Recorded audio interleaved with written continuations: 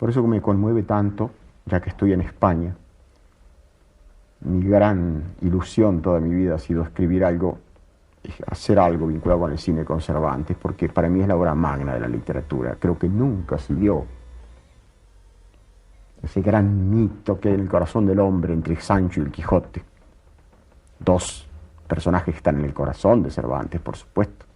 Nunca se dio de una manera tan ejemplar y tan profunda, y tan dolorosa, y tan piadosa, y tan triste, y tan vital, y tan alegre también como en Cervantes. Es un hombre ante quien yo realmente me inclino y por el cual yo pienso a veces que es una osadía ponerse a escribir. Por eso siempre he sido tan destructivo con mis obras. Yo he publicado más que 3 novelas en mi vida y pienso que son demasiadas. Hay una leyenda, que no sé si es tal leyenda o si corresponde a la realidad, de que usted ha quemado casi más que ha escrito. Siempre me gustaron los incendios. Todos somos más o menos pirómanos. Sí, he quemado mucho, sí, casi todo. Y las 2 últimas novelas... ¿Y no lo ha hecho sin dolor? No, sí, todo lo he hecho con dolor. Lo he escrito con dolor y lo he destruido con dolor. Pero creo que han sido bien quemadas. Estas 2 últimas, Héroes y Tumbas y Abadón, también estaban destinadas al fuego. La primera se salvó por Matilde, que sufrió mucho por mi idea de quemarla, mi mujer. La segunda por varios amigos que me instaron a publicarla. Yo no estaba nada seguro de ese libro, sigo no estando nada seguro. Me asombra este premio que me han dado en París, porque realmente no lo sé. Pero en fin, ahí están ahora y ya son hijos que no fueron abortados. Y los hijos a veces uno los quiere incluso por los defectos, porque les da más piedad por ellos, ¿no? Le das más cariño, no sé. No es porque los considere perfectos, nada de eso. No considero, creo que mis obras están llenas de imperfecciones, pero llenas de imperfecciones, realmente. Esto no es falsa modestia, lo digo con toda honestidad. Y creo que me sirve de consuelo a veces. Yo pienso que escribo mal muy a menudo, pero me consuela cuando pienso que se ha dicho que Dostoyevski escribe mal y que Cervantes escribe mal. Pero es cierto que se escribe mal. Estoy hablando ahora en serio, es decir, no hablo nunca, por otra parte, es decir, no hago bromas con una cosa tan sagrada como el arte. Yo me he propuesto cosas grandes. Digo, esto me parece que no tiene nada de malo decir No, esto. y además está claro. Me he propuesto. Que lo haya logrado es muy distinto. Pero decir, yo no creo que valga la pena. Yo abandoné la física para escribir algo que yo sentía muy profundamente adentro, con mucha ansiedad. Eran grandes problemas sobre la vida, sobre la muerte, sobre la esperanza, sobre la revolución, sobre el destino del hombre. Son cosas grandes. Creo que no vale la pena ponerse a escribir algo si no se propone cosas grandes uno. Que no lo haya logrado, y bueno, y sí, eso es otra cosa. Pero me he propuesto cosas grandes. Si yo no me propuse escribir un soneto. Entonces, claro, si uno escribe un soneto, lo menos que se le puede pedir a un hombre es que sea perfecto. Si yo tengo un pequeño jardín, se me puede exigir, y casi se me debe exigir, que el jardín sea perfecto, que sea limpio, que sea ordenado, que esté bien dispuesto. Pero si yo me propongo el Mato Grosso, es otra cosa. El Mato Grosso tiene fieras, pantanos, mosquitos, alimañas de toda clase, sabandijas de toda índole. No le pidan eso al Mato Grosso. Ahora, yo me he propuesto el Mato Grosso. Que lo haya logrado, no sé. Pantanos hay muchos, de eso estoy seguro. Hablaba usted de Cervantes y de una vieja idea suya con respecto al Quijote. ¿Sería entonces una nueva interpretación del Quijote? No, ayer me preguntó un chico de la televisión, dije que había oído decirlo, me produjo mucha gracia, que yo quería escribir de nuevo el Quijote. No, nada de eso, Dios me preserve de semejante idea, como diría mi madre.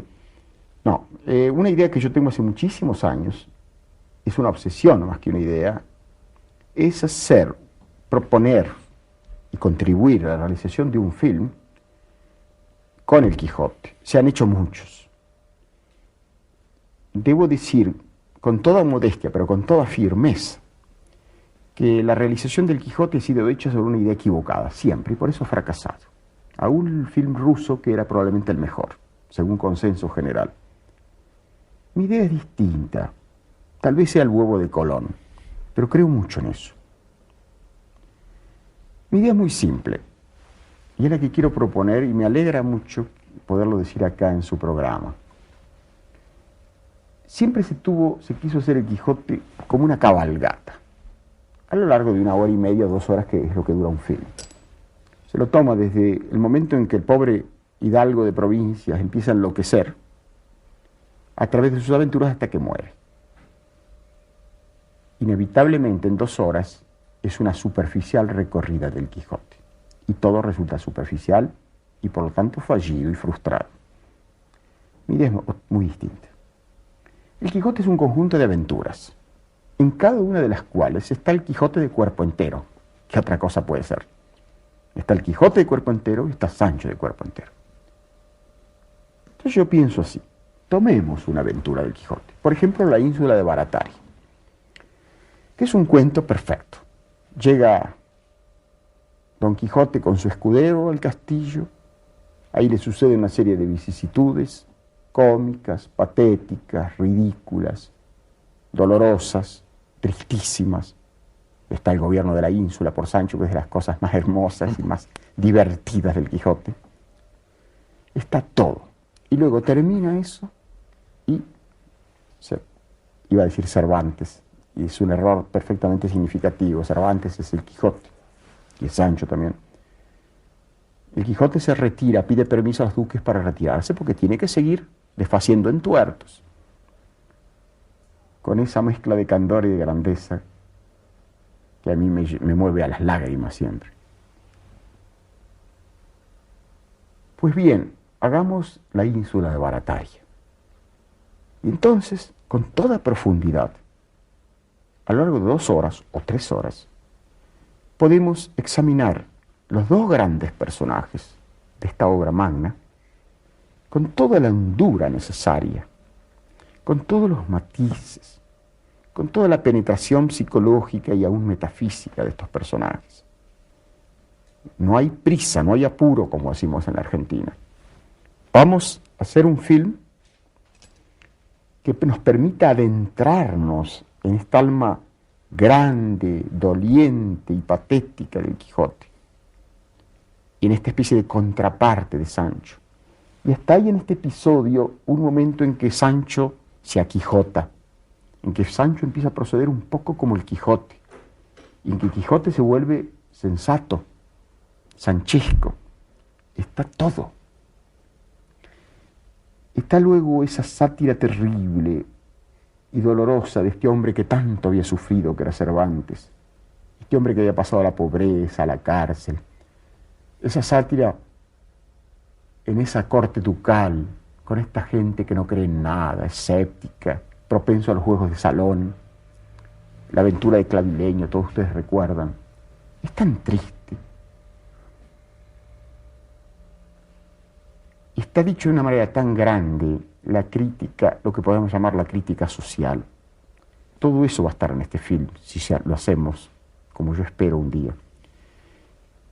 Y creo que además el productor que es este cine no va a perder dinero, porque ellos lógicamente no son una empresa de beneficencia. Creo que tiene todos los atributos para hacer un film de gran éxito. Esperemos que esta hermosa idea se lleve a cabo, si se lleve a cabo pronto. Nos encontramos en 1938 con Ernesto Sábato, doctor en física, y obtiene una beca para ir a trabajar y a estudiar en el laboratorio Curie de París, donde se encuentra, entre otras cosas, con el surrealismo.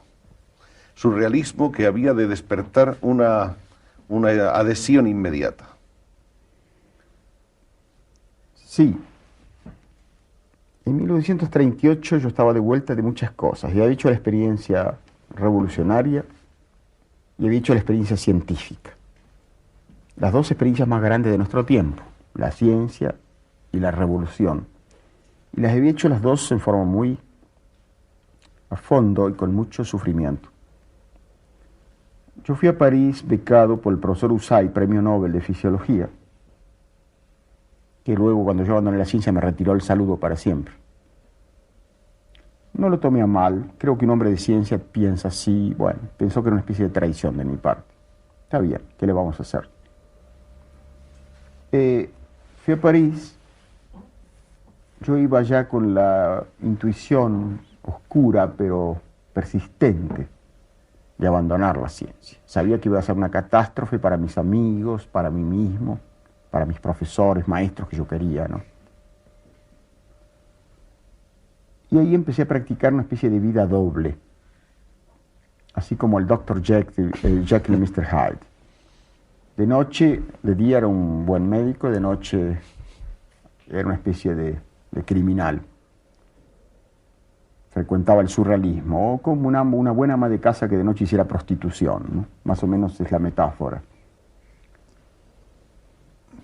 Y bueno, ahí empecé a comprender que mi destino no iba a ser la ciencia, había cumplido su misión, pero mi vocación literaria, que la tuve desde niño, empezó a retomar sus fueros,